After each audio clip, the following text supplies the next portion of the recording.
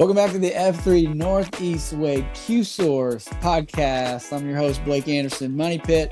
Back with me today, Andrew D. Giovanni, Rio. Rio, thanks for coming back on the podcast. Happy to be here, Money Pit. Yeah, so if you don't remember, Rio is the king this year with the most posts last year. He was also on the episode The King, and so wanted to get him back on here. And this week we're in Q3.10, consistency. Of course, you know the king is also Mr. Consistency. And so just to kind of catch us up, we're now in the 5 virtues of leadership, right? They all start with C's. And the first virtue was candor, your ability to speak the truth, do it in love, even when it's hard, ability to receive the truth in love. And then the next C, the second virtue of leadership was commitment, which was the unwavering loyalty to the group, along with your unflinching determination to accomplish a mission. So like Thingamabob said a couple of episodes ago, that it's mission first, people always. And now we're the third C of the virtues of a leader. What makes a leader virtuous and good is consistency. And so the statement is that consistency is an unchanging in nature, standard, or effect over time. So Mr. Consistency, Rio, love to hear from you on what that means for you and how you've been able just to continue to have this level of commitment and consistency with F3 in all parts of your life. What consistency means, to someone like me, and I want to try to apply it in the context of F3 is being there, being there every day. And we all know we're going to have injuries, good days, bad weather. A lack of motivation is going to come and go. And I really like how that later in the chapter, he mentioned that the different things that will come and slow you down at any particular time. And I think as far as being like applying that to myself, it's just I want to be there. And that's my what for. That's my reason to be. I have an excellent shield lock, and we can talk more about that because that made an appearance in this chapter. And I think that's very important to have if you are someone who struggles with the self-motivation or the discipline or the consistency of coming out to post or anything you do in life. But just really, I thought this would be a good place to come in following the King 6 months ago or so, just because, where are we now and how do you apply this to your everyday posting? Yeah, I love it. So just kind of piggyback off what you said, you've been teasing the chapter in this response. So if we're looking in the chapter, Dred starts off by saying that simplicity is the foundation of consistency. I know that really resonates with you, as you kind of shared with me before. We can make all these things complicated, but in the end, you just do it, right? So tell me how you've been able to remain consistent through just simplicity in your way of being. Well, when I was reading the chapter, I had a different idea going into it. But reading the chapter, he talked about eliminating discretion and making fewer choices so that when let's say it's like going to your workout, you have less roadblocks for you to get up and go. So kind of funny, if you see me, I'm typically wearing an F3 t-shirt or one of the shirts.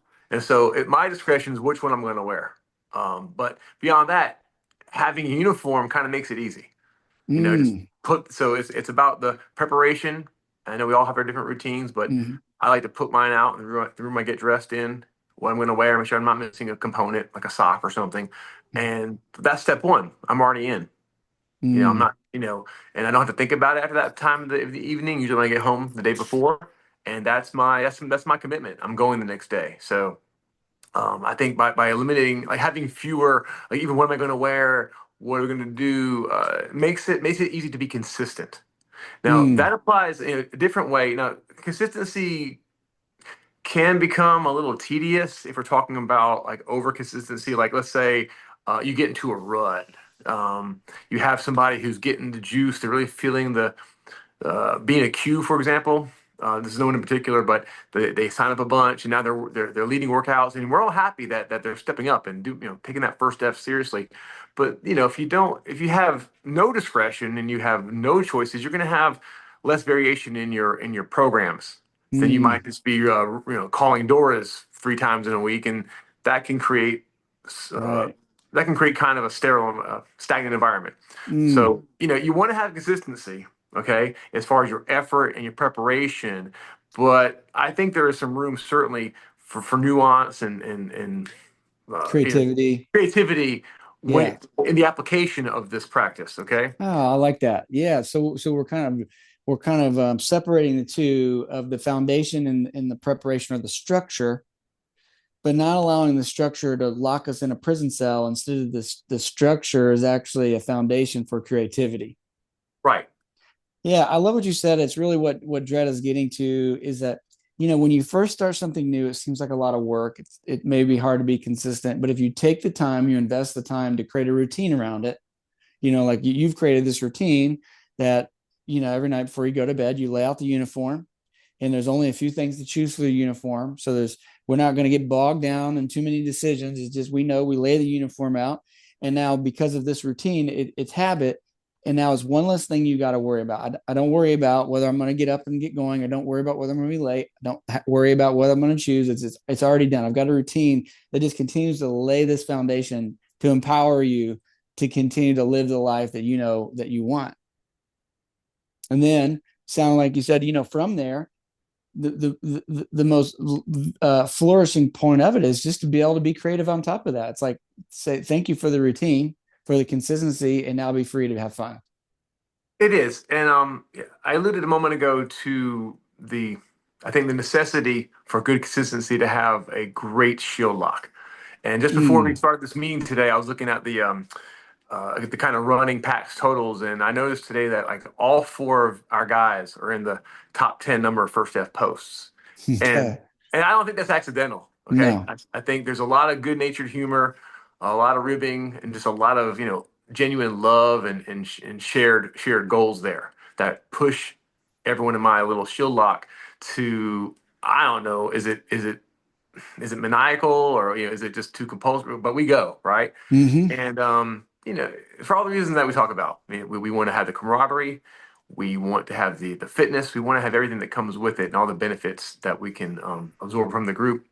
But there's more to it than that. So, um, and we've kind of touched on this throughout the entire coursework here in Q Source. The accountability is a big factor. I remember Mm-hmm. Poppy had that discussion, but Mm-hmm. so if we can kind of go back on that in our different breakout groups this week. But I wanted to talk about too, when you're being consistent, especially in your fitness, okay, Mm-hmm. all of us are going to have different things slowing us down. What's on our mind, what's aching in our bodies, what's on Mm-hmm. our heart in particular time that could get us out of routine. I wanted to talk about we have different abilities too.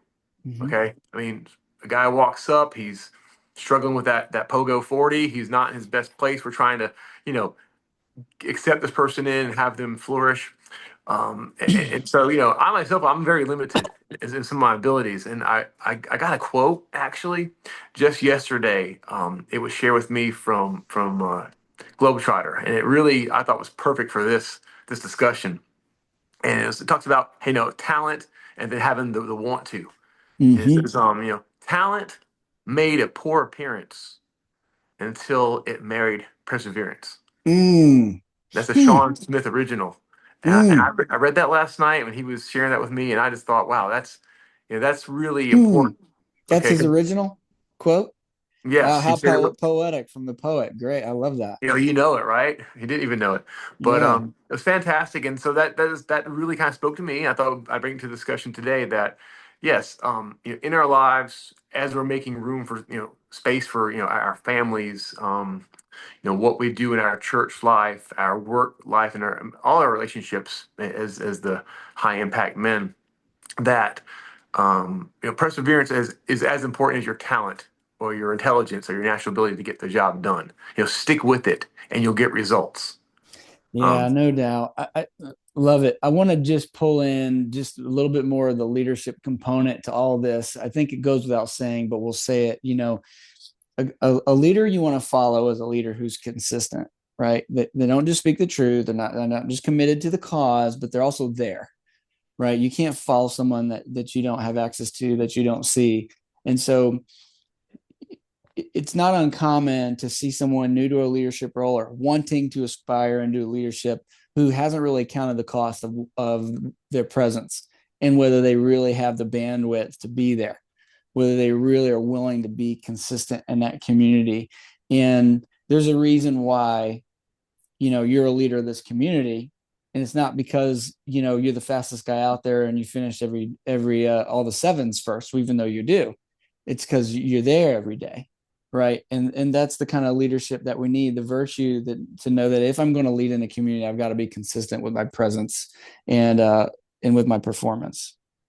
When I was reading the material and it said that you wouldn't be a rock, and I said Mm-hmm. I don't, I'm nobody's rock, but I might be everybody's rock and roll is what I came up with. I thought you liked that. Yeah, I like it. I I mean, like it. you got to bring a certain, I don't know if it's natural. I mean, it feels like natural to me. Just you got to bring a certain energy, and I don't know if anyone takes anything from that, but that's what I want to bring to the table every day. That helps to set a tone, a welcoming, friendly environment with a good amount of joking, the entire time. But Nice. but that's really me. I don't really consider myself a leader as much when it comes to what we do as an organization, but I am consistent. Mm-hmm. As like we talked last time, you couldn't tell on camera. I was holding my right hand that was as big as a baseball mitt, and through all these months, I find out I have an autoimmune disease. So there's a new set of challenges now. Mm-hmm. Not quite as simple as my saying where I say, feet on the floor, out the door. That used to be Mm-hmm. standard. If you get your feet down, Right. you're awake. Let's go. Yeah, you Now can it's go. more about having to work on stretching in the car. Just more preparation to try to be at the same consistent level. But I'm fine. I'm working on that right now, trying to work that out how we're going to stay consistent in the future with the program. But thanks to Yeah. to you, your leadership, and the way you set this up, and how we're all accountable to one another. Everyone's sitting at these tables this week. It makes it easy. Yeah, that's good. Well, my guess is, without you saying who the four people in your shield lock is, based on how you're saying, we could probably all guess, and I won't mention names, but we can all probably take a mental tally on who they are, right? Because it's that I think that's a hack to consistency, is that shield lock. And I think it's something that we should just remember, even outside of F3, is that, they say if you want to go somewhere fast, go alone, but if you want to go somewhere far, go together. And sometimes we need other people to commit to, and we need their presence in our life to maintain that consistency.